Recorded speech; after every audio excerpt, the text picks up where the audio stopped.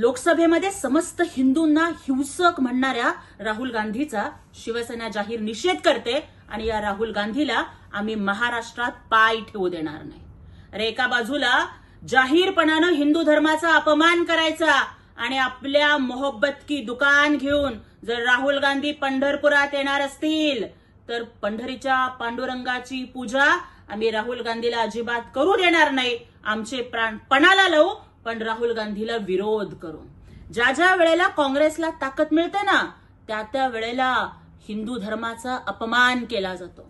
याच काँग्रेसच्या तत्कालीन गृहमंत्री सुशीलकुमार शिंदेंनी हिंदू धर्माला आतंकवादाशी जोडलेलं होतं आणि हिंदू दहशतवाद आणि भगवा दहशतवाद हे शब्दाचे जनक ते ठरले होते. आणि आज पुन्हा राहुल गांधींनी काँग्रेसची हिंदू विरोधी मानसिकता उघड केली आहे.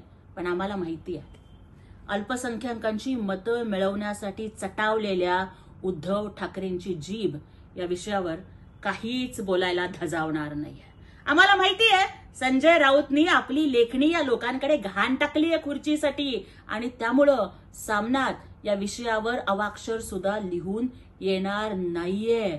पण ज्वलंत हिंदुत्वाचा, हिंदू हृदय सम्राट बाळासाहेब ठाकरेंचा आणि धर्मवीर आनंद दिघेंचा वारसा चालवणारी एकनाथजी शिंदे साहेबांच्या नेतृत्वाखालची स्वाभिमानी भगवी शिवसेना या हिंदू विरोधी वक्तव्याचा आणि राहुल गांधीचा जाहीर निषेध करते.